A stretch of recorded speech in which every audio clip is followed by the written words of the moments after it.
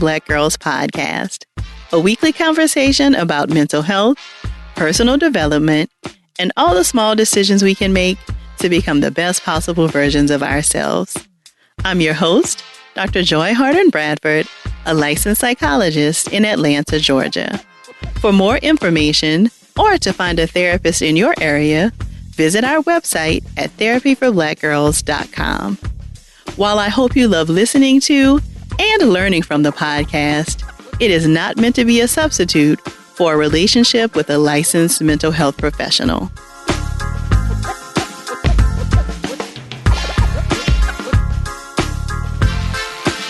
Hey y'all, thanks so much for joining me for session 270 of the Therapy for Black Girls podcast. We'll get right into our conversation after a word from our sponsors. Looking to make the most of your next vacation? TripAdvisor has thousands of easy-to-book things to do, like wine tours, ATV adventures, and more. Everything is backed by traveler reviews, so you know you'll have a great time. Change of plans? No worries. You can cancel most bookings for free. Download the TripAdvisor app or head to tripadvisor.com/therapy and use the code therapy at checkout for 10% off your next booking. That's tripadvisor.com/therapy and use the code therapy at checkout for 10% off. Terms apply. The Miss Pat Show is Emmy nominated after just one season. The critically acclaimed smash hit BET Plus original series returns with a hilarious new season of grown folks comedy.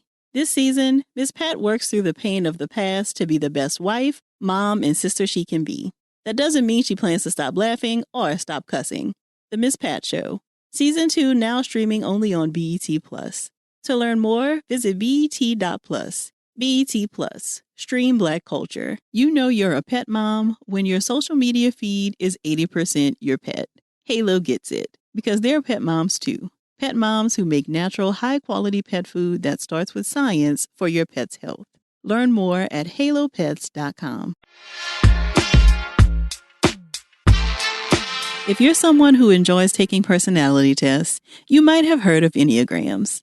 If you're not familiar, Enneagrams are models of the human psyche that are based around 9 intertwining personality archetypes. This week, I'm joined by Chichi Agorom, a certified Enneagram teacher and practitioner, and the author of The Enneagram for Black Liberation, to chat all about it. Our conversation explores the history of the Enneagram, differentiating between the 9 personality types, and how the Enneagram can be used as a tool for Black resistance and liberation.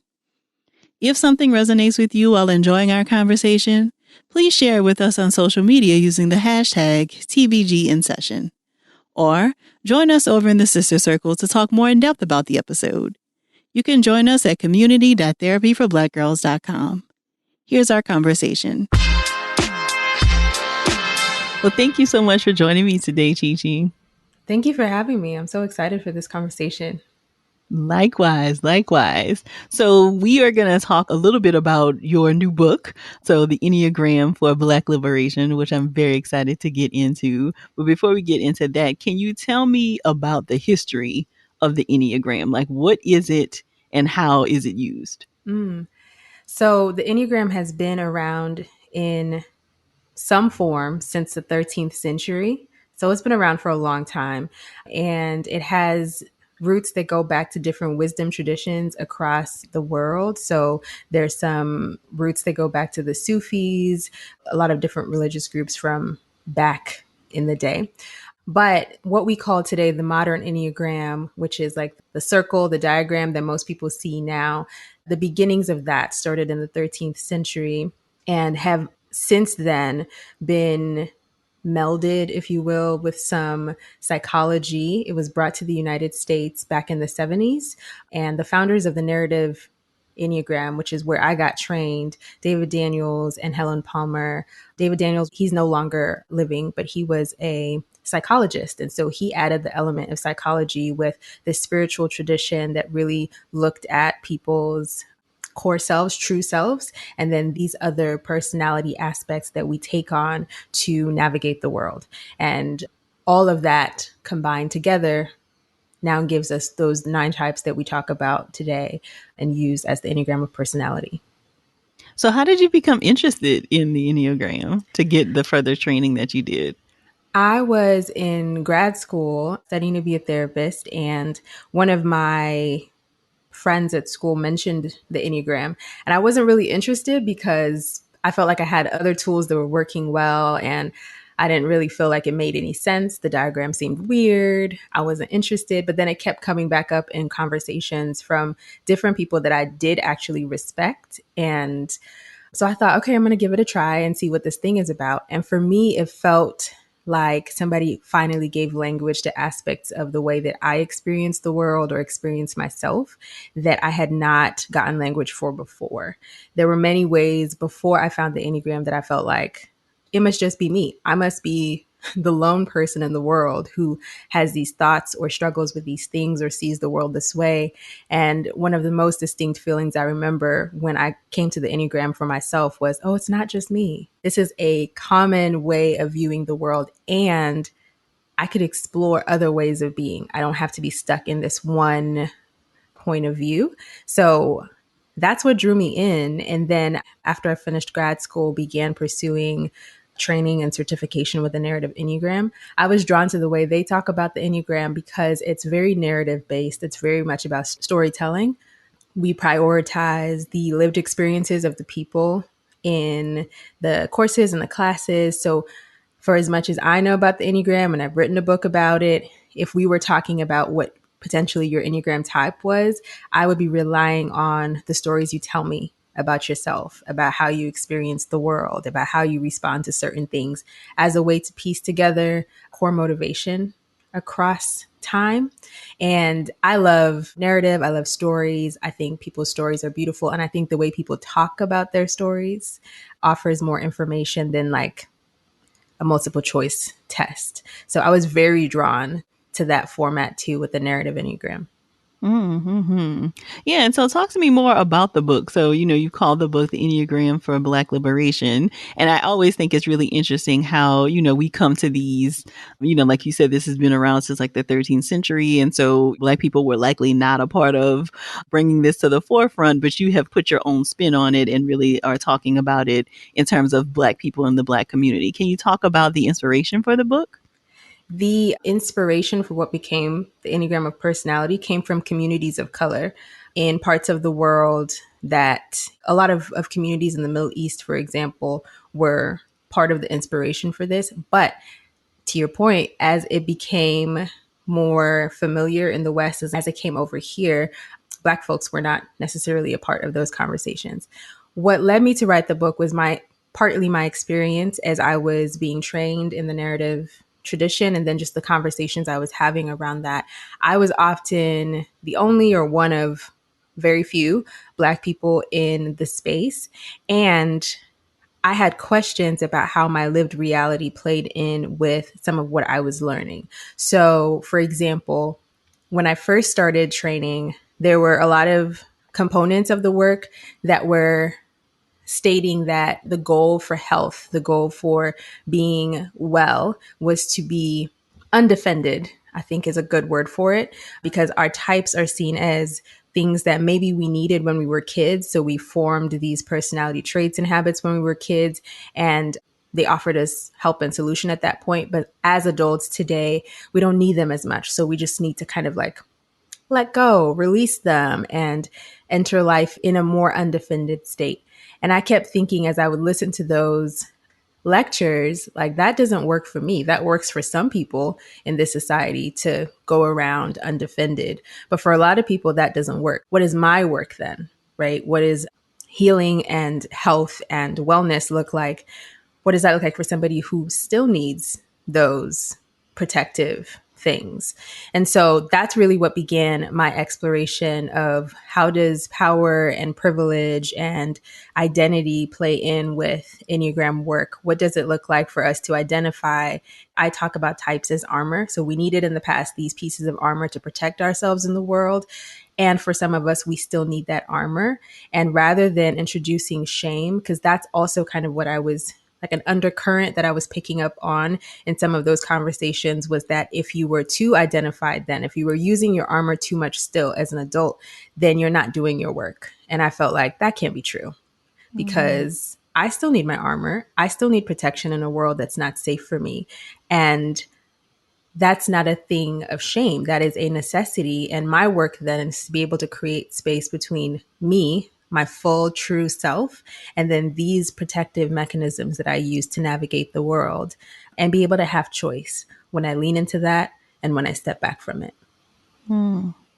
And so I'm curious, as you're talking about like how you are kind of reimagining what has traditionally been how the Enneagram has been used, what kind of feedback have you gotten from other Enneagram practitioners? Like, has there been support for the way that you're reimagining it, or has there been criticism?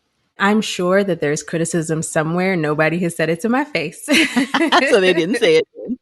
They haven't told me. It has received a lot of support, even within the narrative tradition. I was really nervous when I started writing the book because I was like, I'm going to be criticizing some of the ways that I was taught to think about this, and I'm not sure how they'll take it. But I think it really worked well with the movements that have been happening since 2020, because there was already a lot of critiquing and shifting and changing that was happening within that culture. So there's been a lot of support, and I have felt really excited to see how many people are excited about it, resonating with it, and wanting to use this model of thinking about it, especially as it relates to introducing equity and privilege and power into these discussions. Part of what I wanted to highlight too with the book was that in the United States and in a lot of Western cultures, it's very individualistic, right? So even when we approach healing work and wellness work, it's me centered. And that's what I was noticing in a lot of Enneagram conversations, Enneagram communities, is how do I become my best self? What do I need to do to be a shinier version of whatever type I lead with? But I really wanted to draw our attention to how our armor and our types impact and influence the people around us and the communities around us.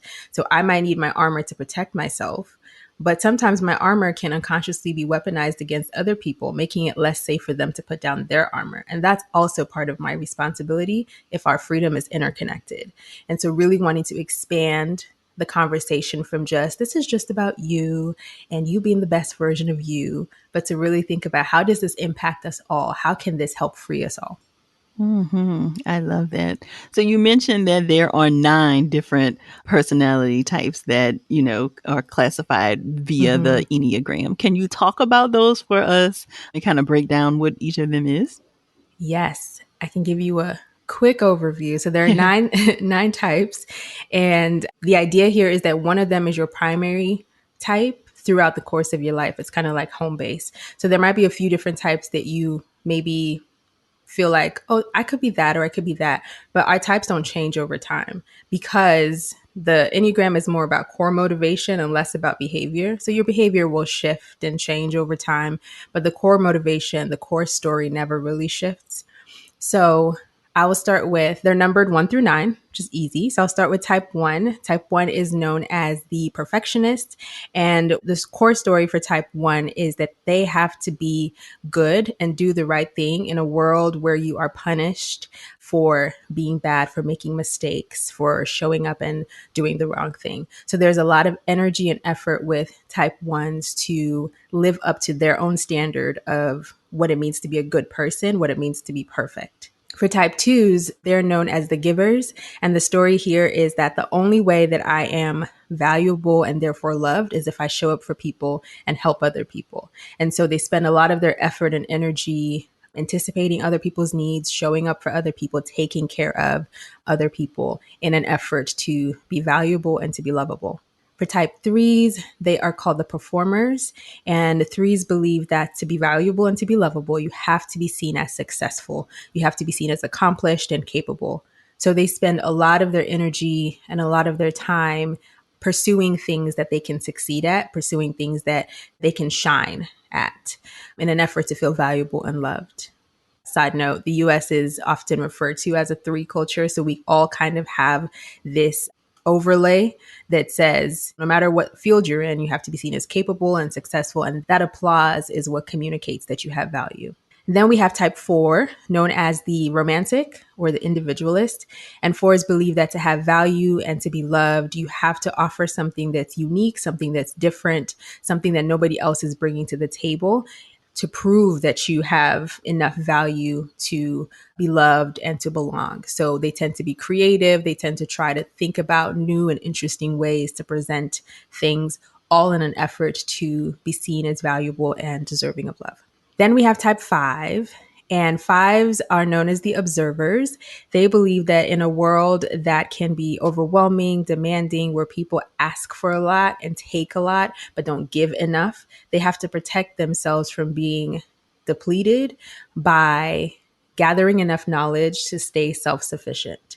So they spend a lot of time gathering information, knowledge. Like, knowledge is safety for fives. So as a way to keep themselves safe and as a way to make sure that they have what they need so that they don't have to be dependent on other people and then have to engage with other people's demands. Type 6s are known as the loyal skeptics. So for 6s, the world can be a dangerous, threatening place. And the best way to protect yourself in that scenario is both to find something or someone or a belief system to be loyal to as a way to find safety. So if you think about like the pack animal mentality, where if you're a part of the group, then you're safe, you're not easy prey for the predator. But if you're on your own, you're more likely to get eaten, right? So finding something outside of self to be loyal to, but also there's a level of skepticism because they don't tend to trust easily. And so there's I want to be loyal, but are you telling the truth? Are you who you say you are? So they might push back, they might test, they want to make sure that the person or the institution or the group that they're giving their loyalty to really is trustworthy. So they're the loyal skeptics, and this is how they believe they keep themselves safe. And then we have type 7, and 7s also believe that the world could be a place in which there's a lot of unnecessary suffering. And so for them, the best way to keep themselves safe from unnecessary suffering and pain is to plan, to make sure that they are thinking of possibilities and options. And they spend a lot of time in the future, kind of imagining what could be as a way to protect or insulate or avoid whatever is happening in the present that might be difficult or painful. They're called the epicures or the optimists. So they spend a lot of time imagining possibilities and take on an optimistic view of the world, but to the detriment of being present with what else might be going on. And then we have type 8. Eights are known as the protectors on the Enneagram. And eights believe that the world is a place where, unfortunately, people are out to get you. And the world is a place where you're either in power or you're powerless. You either take charge or someone else will take charge of you. And so because of that, they bring a lot of their energy to being strong, to being powerful, to being in charge, in an effort to not be taken advantage of, controlled, or left feeling powerless. So this doesn't necessarily have to be in like physical strength necessarily, but just this sense of I have to show up as strong and powerful and capable in order to protect myself in a world where I might be taken advantage of otherwise. And then finally, we have type 9, known as the Mediator or the Peacemaker. And 9s believe that to have access to worth and belonging, they have to be easygoing and adaptable, and they have to go with the flow. So they tend to be people who avoid conflict, who don't want to ruffle any feathers, who go with what's expected of them just so that they do not get kicked out of connection, just so that they're still seen as worthy. And so they tend to diminish what they feel, what they need, what they want in favor of responding to what the people around them need from them. So that's all of them in the shortest, quickest overview I could give. Beautiful, beautiful examples. I appreciate you going through that both quickly and very thoroughly. I think that will be great. So as you were talking, I'm thinking about like all of the different cultures and like different, just even situations that I think we've seen in the past couple of years that feel like, oh, this is what it feels like you're speaking to here. So I would love a little bit more background around like how these personality types then develop. So is this a theory kind of based in like childhood experiences develop, and that's what leads us to our personality style? And because you said it doesn't change, right? So we are kind of always driven by whatever our core personality style is. Tell me a little bit about like the theory behind it. So there are actually multiple different theories about this in particular, but generally what I have come to believe is that, yes, the personality type, the core story doesn't change over time and often is formed and shaped in childhood in response to what we experience. So let's use type 3 as an example. Helen Palmer, one of the founders of the narrative Enneagram, talks about how when we first come into the world, we're in this untouched state. And I think of it as like we have access to this part of ourselves that knows without a doubt that I am deserving of love without effort, that I am deserving of safety, of belonging, of connection. But using the type 3, the performer, as an example, let's say maybe at 4 or 5 or whenever you start going to school, you notice that your parents seem most excited and most proud of you when you come back with like the best grades in the class, or when you scored the winning goal at soccer, or, you know, like these things where that's when you get attention, that's when you get validation, that's when you feel really loved. And then it starts to wire that story in, right? That this is what I have to do to get attention and love and validation. And if that continues, if that pattern continues, then it kind of becomes hardwired as a survival strategy. And then that's what carries through adulthood, of this underlying story of, if I'm just being still and not doing anything, that's not enough for love. That's not enough to be seen as valuable and worthy of attention. I have to do something and I have to shine. I have to be the best at it in order to be seen. And so it's formed in childhood, and it's that core story that doesn't change. But again, the behavior around it might change, right? The activities you're pursuing might change, and some of it might soften over time. You might not be as obvious as when you were a teenager. We often say that you can see, for most people, not everybody, but you can see most clearly in the like teenage years, like 17 through 21, you can see the type structure most clearly, because usually for most people, after you've lived a little, done some work, gone to therapy, some of the behaviors might soften. And so I often hear people say, oh, well, this type sounds true of me when I was younger, but maybe not so much right now. And I would say, go with that one that sounds true of you when you were younger, because it's probably still true, but our types get sneaky the more work we do. So my question that I love to ask is, how is it showing up today? You know, in what part of my life is it showing up, as opposed to, oh, I used to do that, but I don't do it anymore. Mm-hmm. More from my conversation with Chichi after the break.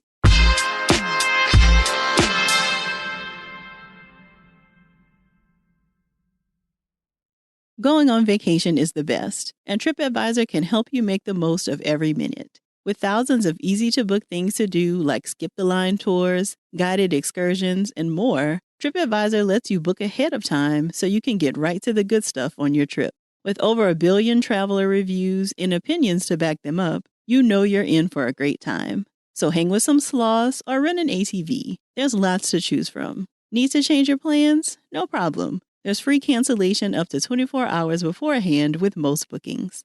Download the TripAdvisor app or head to tripadvisor.com/therapy and use the code therapy at checkout for 10% off your next booking. That's tripadvisor.com/therapy and use the code therapy at checkout for 10% off. Terms apply. There are so many tasks to keep up with when running a business, from sending emails to updating policies and procedures to offering stellar customer service. When you're growing a business, time is precious, so it's a good idea to be on the lookout for ways to save time.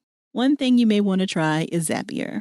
Zapier makes it easy to connect all your apps, automate routine tasks, and streamline your business processes. You can easily connect over 4,000 of the most popular apps businesses use every day, like Google Sheets and QuickBooks, to automate almost any workflow imaginable. I was able to connect our Sister Circle community to ConvertKit with Zapier, which allows me to send welcome messages to members when they join. This ensures that members know what to expect and how to get involved right from the beginning. If you're looking for ways to automate parts of your business, Zapier might be just what you need. See for yourself why teams at Airtable, Dropbox, HubSpot, Zendesk, and thousands of other companies use Zapier every day to automate their businesses. Try Zapier for free today at zapier.com/TFBG. That's ZAPIER.com/TFBG. Every generation really has had their iconic denim moment. Denim is just one of those styles that will go out for a bit, but will always come back in. Who doesn't love a good denim-on-denim outfit every now and then? Macy's can help you find the perfect cut for you. Whether you're keeping things sleek and straight leg, Throwing it back with some flair or just keeping it subtle with denim logos and patchwork details, you make it your own style. For all the denim inspiration you may need right now or in the future, visit Macys.com/ownyourstyle. And if you need a little help finding your footing, or if you're a clothing veteran that just needs a little pointer in the denim section, pair on up with a Macy's personal stylist. They'll help you put your best look together either in a Macy's store near you or from the comfort of your home. Best of all, it's totally free. So head on over to Macys.com/personal stylist to book your appointment today and have the denim moment you deserve. That's Macys.com/personal stylist. So tell me how Enneagram compares to other kind of like popular personality tests. So like the MBTI, I think is probably the most popular one. Tell me how this compares to that. That is the most popular one. And the biggest difference with the MBTI and the Enneagram is that the MBTI focuses on behavior. So like whether you're introverted or extroverted, those sorts of things, whether you like structure. But the Enneagram focuses on core motivation, which is not easily observed from the outside, which is why a lot of this work is about self-observation. It's why I don't tell people like what type that they lead with or who they are, because really the work is founded upon an ability to observe yourself, to notice what are the patterns, how am I showing up in this moment. So I would say that's the biggest difference is core motivation as opposed to behavior. And by that also, I will say that you and I could have very different core motivations, but show up in the world in the same behavioral way. And so from the outside, people might be like, oh, they're probably the same Enneagram type, but you might be approaching whatever it is you're doing for a completely different motivation than I am approaching it. And that's why the work of like paying attention to what's the motivation behind the way that I show up, behind this request I'm making, behind this activity I'm choosing to do. I would say that that's the biggest difference. Mm-hmm. And how do we find out our Enneagram type? So is there like an online test that you take, or is this done with a practitioner? How do you find out your type? My favorite way is when it's done with a practitioner. In the narrative, we do typing interviews. So it's a conversation about 45 minutes long. And like I ask a series of questions, things like just open-ended questions. So things like, what does success mean to you? What's your relationship with anger like? How do you make decisions? And I'm listening for common threads of core motivation throughout your answers as you talk about yourself and give me examples, and then reflect back and say, this is what I heard. It could be either this or this. We always give you options because, again, it's about self-observation. So kind of going home and holding those options and seeing what fits best. There's also a test on the Narrative Enneagram website that you can take. It's reading through descriptions, like short paragraph descriptions of all the 9 types and ranking your top 3. And then doing a little further exploration of those 3. And again, observing to see which one feels most true of you over time. Mm-hmm. It seems like I've seen more people recently talk about like their Enneagram type, whereas before it was like, oh, I'm an ENFP, or, so it definitely feels like the Enneagram is the new thing that people are excited about. Yeah, it's having a moment. Yeah. And I want to hear you talk a little bit about like why we are so drawn to things like this, right? So people love, it feels like to figure out their type. So can you talk about why personality tests like this are so popular? I feel like this is actually a great question to highlight the difference in core motivation, because I feel like that answer is probably different for each person, right? Like I love personality tests and things like this because it helps me understand myself better, and then it helps me communicate about myself better so that other people will understand me better. Right. So my motivation is to feel seen and understood. And part of the way I do that is to develop good language around myself and how I work. I know for some other people, it's interesting and appealing because it can create like predictable boxes that you can put other people in. So it's like, all right, if I know this person is a type this, then I know XYZ about them. So I know what to expect and I know how to engage with them. And that maybe gives you a sense of safety or control. I think that there are various reasons that people approach it, but I do think in general, it helps us, the more language, the more understanding that we have about why we do what we do, and about who we are, I think that kind of self-awareness is always a good thing. It helps us show up in more grounded ways and in more real ways in our conversations and in our communities. So in that way, I think it's a great thing. I think the caution is to not use it as a way to put people in boxes. That's what I see most often. And that's not how you're supposed to use the Enneagram. It's not about putting people in boxes. It's about identifying the stories or the boxes that we've already kind of been locked in for so long subconsciously, and exploring paths out of that, exploring what else could be true in addition to our original stories. Yeah, and I think the caution too, what I think I see most often is people then putting limits on themselves because of whatever they feel their type is, right? So I'm a 2, and so that means I can't change this behavior. This is kind of just who I am. I often see that too, and I think that that's something to be aware of. Absolutely. Your Enneagram type is not an excuse for not doing your work. It's not like, this is just my type, so I guess this is as far as I can go, or this is what I always do. The invitation is to notice that. And then in that space that you've created, what else would you like to try? Is this story actually true? I have a couple cohorts of Black women where we're using the Enneagram to explore our armor and like the self beneath the armor. And this is one of the questions that I repeatedly use both in my life, but with working with other people is this my story or is this reality? Is this just a story of me being a 2? Or is this reality? In reality, does this person need my help? Or is this my story that I have to be helpful, otherwise you won't love me? And then being curious about that allows us to access what's really happening, what's really true. And then we have the option to move forward in a grounded way, as opposed to being limited to just the singular story. Well, what a beautiful segue, Chichi, because as you were reading the types, so the first 3, I'm thinking like, oh, this is a lot of Black women, right? So this perfectionist, giver, and then the performer was 3, right? I'm thinking this is a lot of how we show up. And so your earlier comment around like how it isn't always safe for us to give up that armor, right?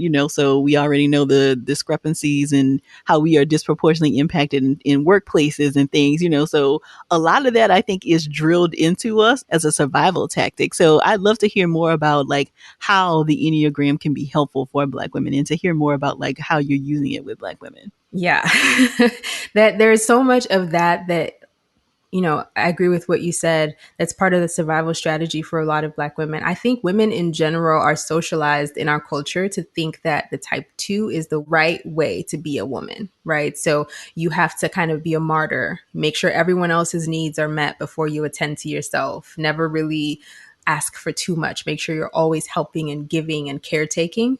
But I think that when I think of the Enneagram types as armor, I think of like your primary one as like the first layer of armor.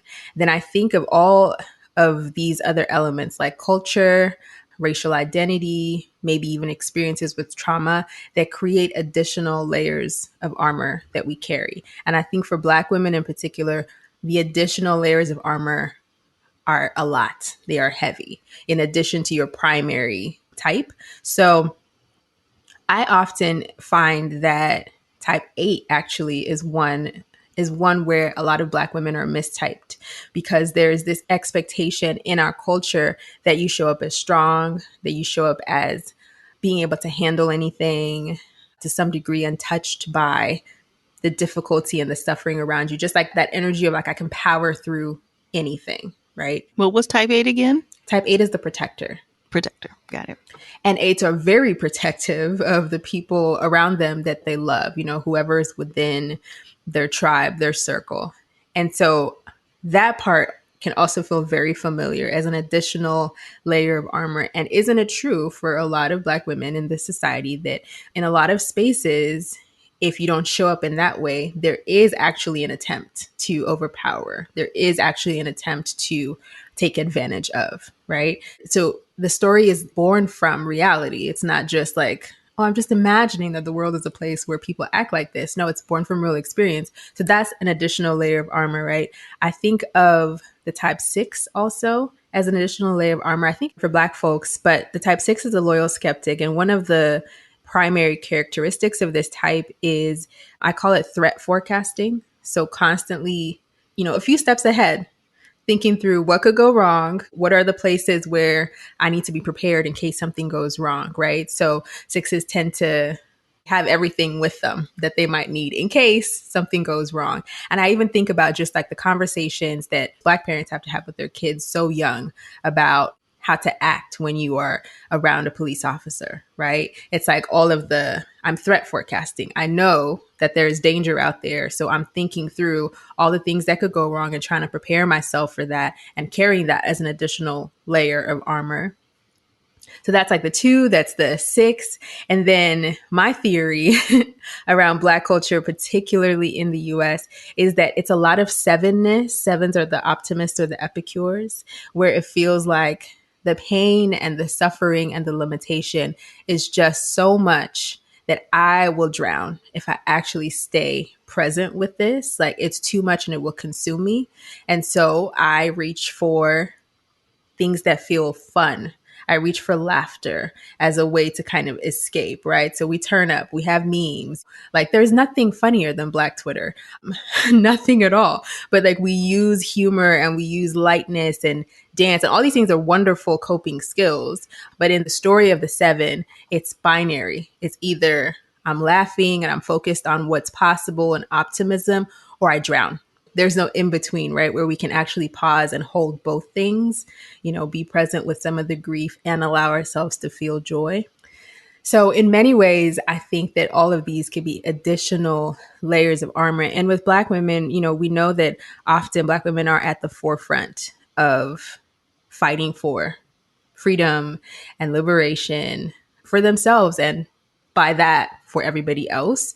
And so often I think with our Enneagram types, we tend to confuse the fullness of who we are, the fullness of our identity with just this one singular story. So if over time I come to really believe that I have to always show up as strong, or I have to always show up as caring, or I have to always show up as optimistic, I lose access to the rest of who I am because I become so overly identified with this singular story. And I think we can't disengage from the fight for a freer world.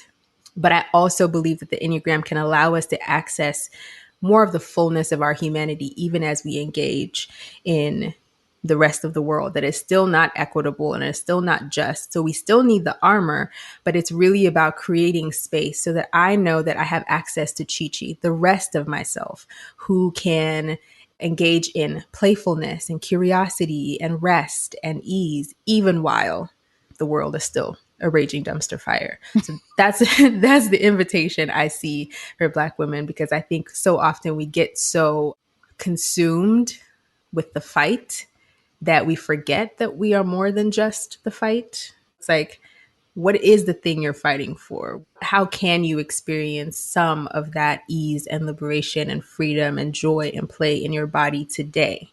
And in order to be able to do that, we have to create space between the armor and the rest of who we are. Mm-hmm. So the title of your book feels like a very bold proclamation, right? So tell me more about like how you think the Enneagram can be used for Black liberation. Yeah, I mean, a lot of it is just that last piece I was talking about of really being able to create. I think there's so much power in the space. I think the space is where magic happens. And I think the space is where we can practice returning to ourselves. And so I think that because we live in a world where our armor is still very necessary, the work isn't to set it down. The work isn't to go back to the beginning of when I was learning about it, the work isn't to be undefended. That's ridiculous in the world that we live in.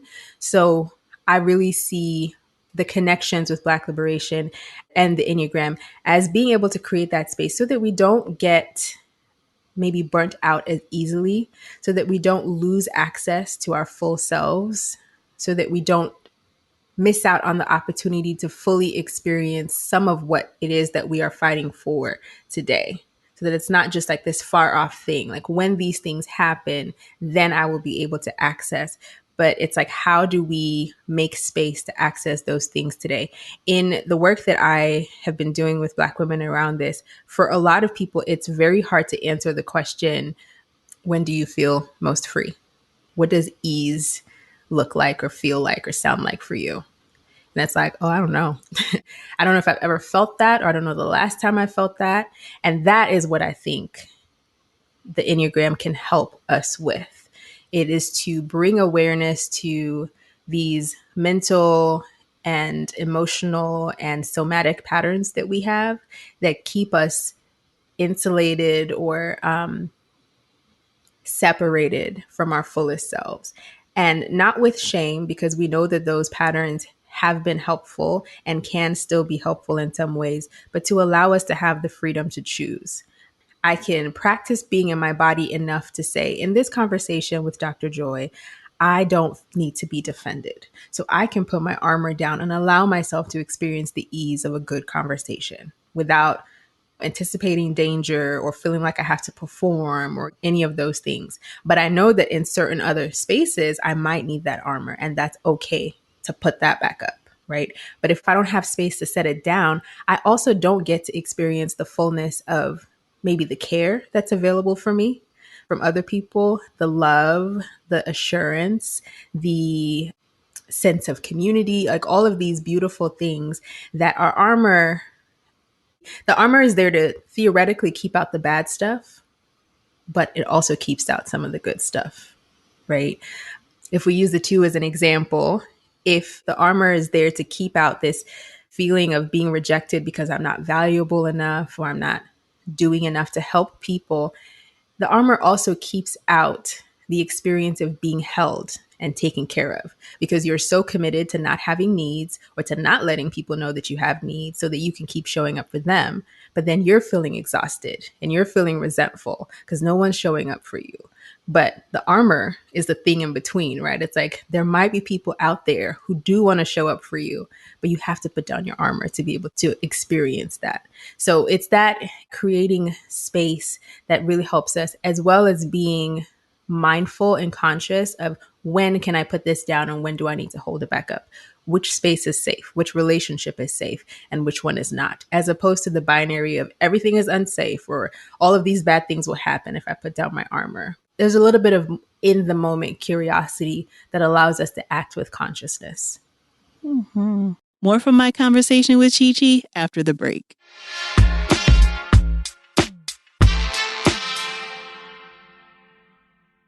Going on vacation is the best, and TripAdvisor can help you make the most of every minute. With thousands of easy-to-book things to do like skip-the-line tours, guided excursions, and more, TripAdvisor lets you book ahead of time so you can get right to the good stuff on your trip. With over 1 billion traveler reviews and opinions to back them up, you know you're in for a great time. So hang with some sloths or rent an ATV. There's lots to choose from. Need to change your plans? No problem. There's free cancellation up to 24 hours beforehand with most bookings.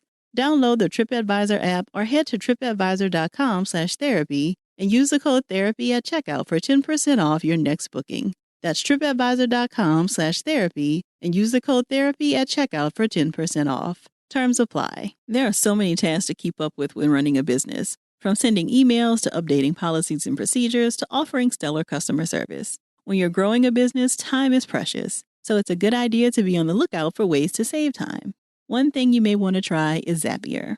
Zapier makes it easy to connect all your apps, automate routine tasks, and streamline your business processes. You can easily connect over 4,000 of the most popular apps businesses use every day, like Google Sheets and QuickBooks, to automate almost any workflow imaginable. I was able to connect our Sister Circle community to ConvertKit with Zapier, which allows me to send welcome messages to members when they join. This ensures that members know what to expect and how to get involved right from the beginning. If you're looking for ways to automate parts of your business, Zapier might be just what you need. See for yourself why teams at Airtable, Dropbox, HubSpot, Zendesk, and thousands of other companies use Zapier every day to automate their businesses. Try Zapier for free today at zapier.com/TFBG. That's zapier.com/TFBG. Every generation really has had their iconic denim moment. Denim is just one of those styles that will go out for a bit, but will always come back in. Who doesn't love a good denim-on-denim outfit every now and then? Macy's can help you find the perfect cut for you. Whether you're keeping things sleek and straight leg, throwing it back with some flair, or just keeping it subtle with denim logos and patchwork details, you make it your own style. For all the denim inspiration you may need right now or in the future, Visit Macys.com/ownyourstyle. And if you need a little help finding your footing, or if you're a clothing veteran that just needs a little pointer in the denim section, pair on up with a Macy's personal stylist. They'll help you put your best look together either in a Macy's store near you or from the comfort of your home. Best of all, it's totally free. So head on over to Macys.com/personal stylist to book your appointment today and have the denim moment you deserve. That's Macys.com/personal stylist.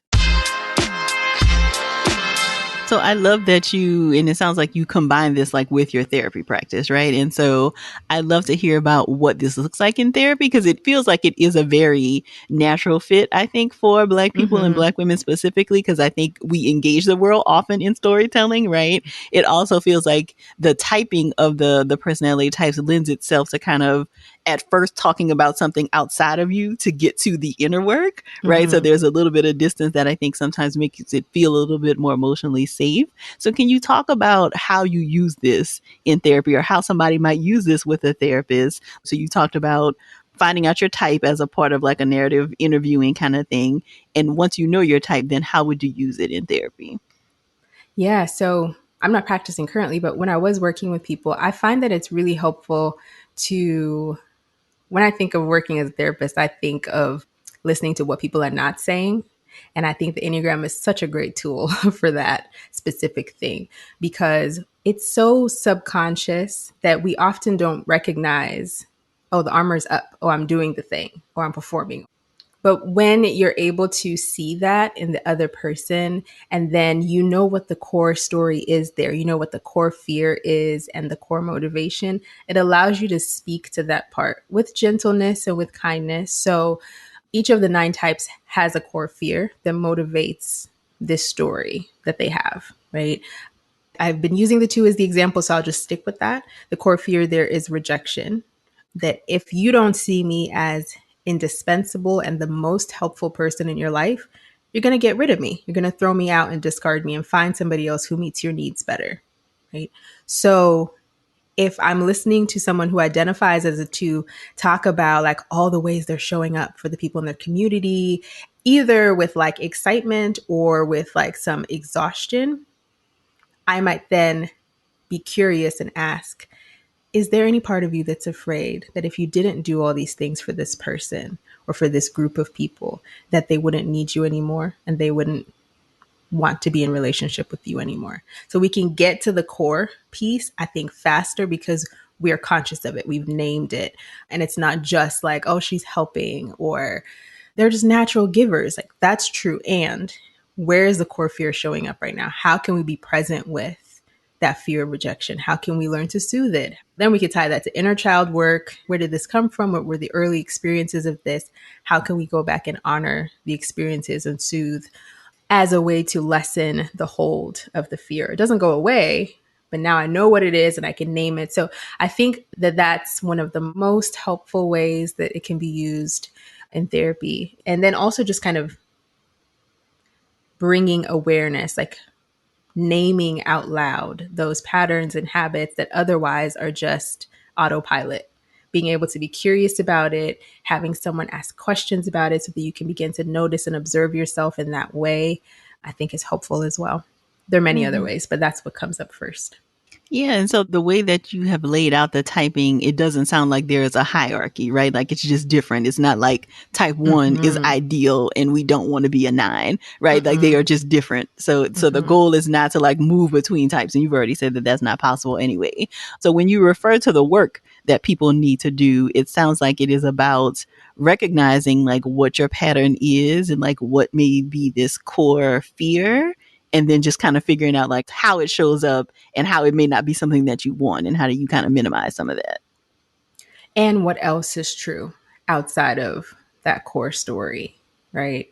I lead with type 4, the romantic or the individualist. And the core fear here is abandonment, right? If I don't stand out in some way that causes you to think, oh, okay, she has something to say or she has something interesting to offer, then you will leave me, right? And go find something more interesting. It's very similar to the 2, but we go about it, right? So this is the core motivation piece, right?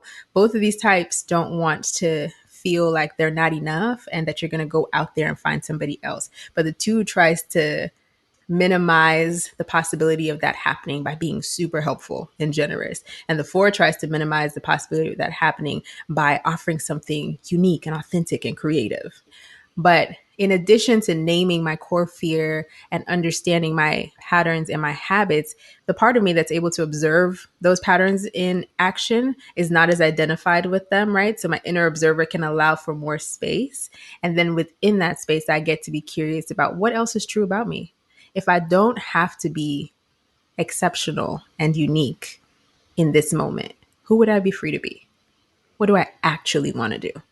If I don't have to be seen as helpful all of the time, who would I be free to be? If I don't have to be seen as strong all the time, who would I be free to be? And it allows for a more expansiveness where our types are more about contraction. We contract into these singular stories of I must be this way in order to be okay.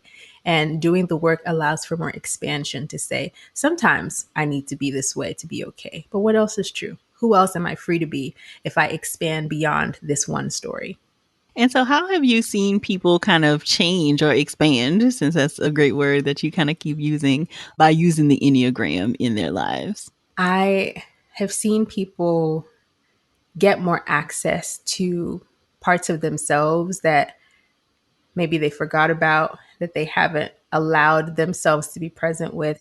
When I was doing individual work, I had a lot of people I worked with who were type 8s, so the protectors, and getting to watch them become more in contact, have more access to the softer parts of themselves, the more vulnerable parts of themselves that they usually avoid, and supporting them in learning to be with the discomforts long enough so that they can continue to build a relationship with that soft, vulnerable side was always such a beautiful thing, because then it's like watching a person realize, oh, I can be this thing about myself I've been trying to avoid.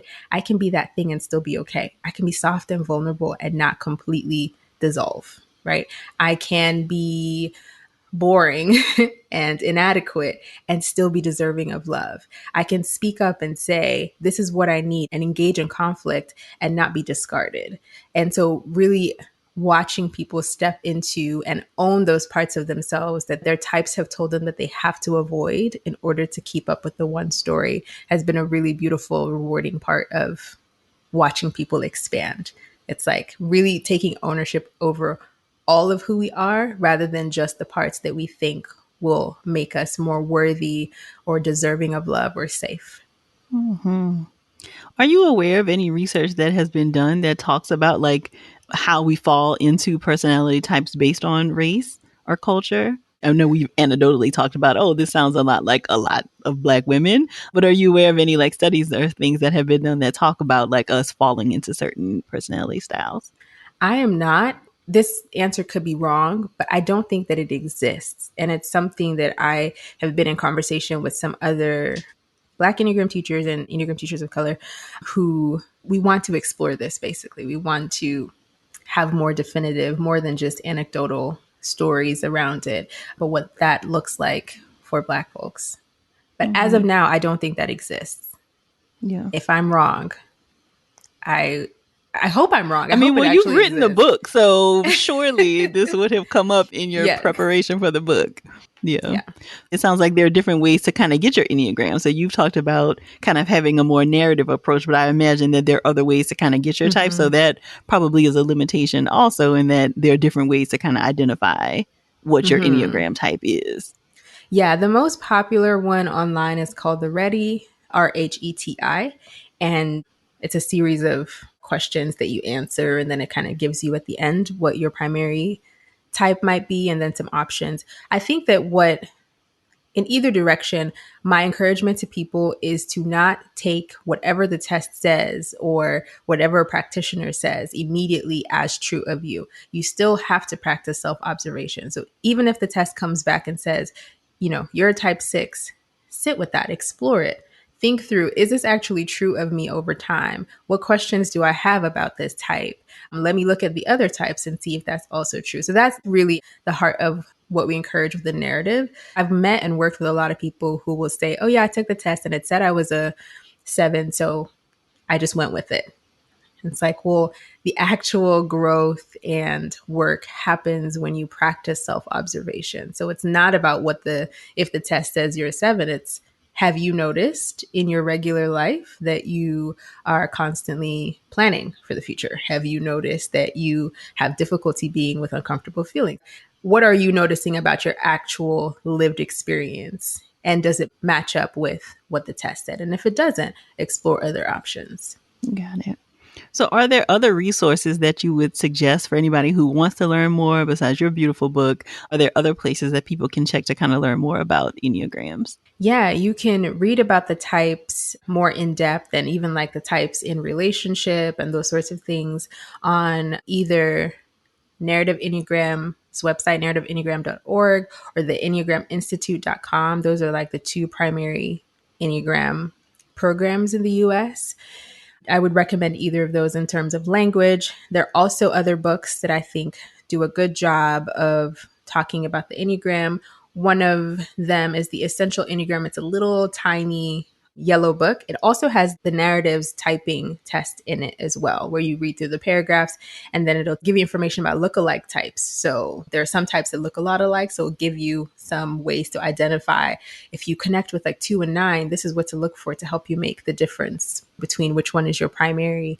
And for the people who like to go in depth, there is the Complete Enneagram by Beatrice Chestnut, which talks about our subtypes, which is also really helpful information, but definitely too much information at the beginning. So if you are just getting involved with Enneagram, don't jump into subtypes yet. But I think the Complete Enneagram is a great resource for really getting to understand the 27 subtypes and noticing how that impacts where your energy goes on a day-to-day basis.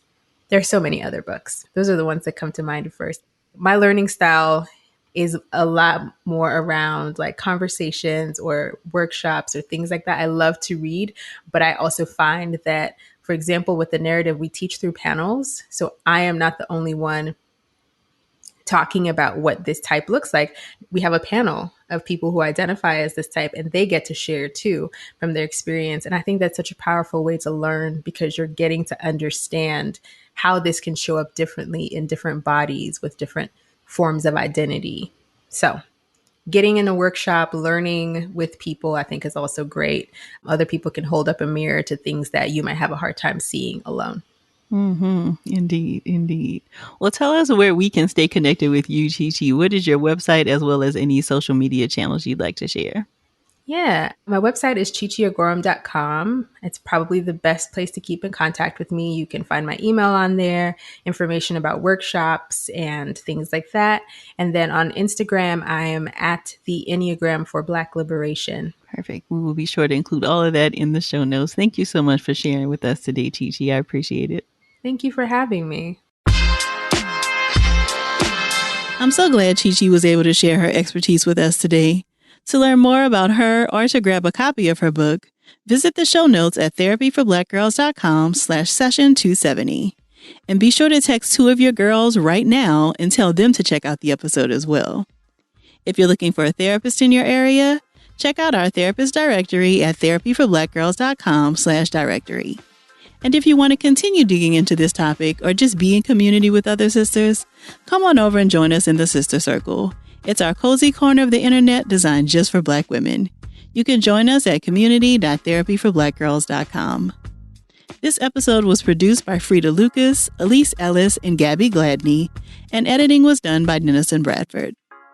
Thank y'all so much for joining me again this week. I look forward to continuing this conversation with you all real soon. Take good care. The Miss Pat Show is Emmy nominated after just one season. The critically acclaimed smash hit BET Plus original series returns with a hilarious new season of grown folks comedy. This season, Miss Pat works through the pain of the past to be the best wife, mom, and sister she can be. That doesn't mean she plans to stop laughing or stop cussing. The Miss Pat Show. Season 2 now streaming only on BET Plus.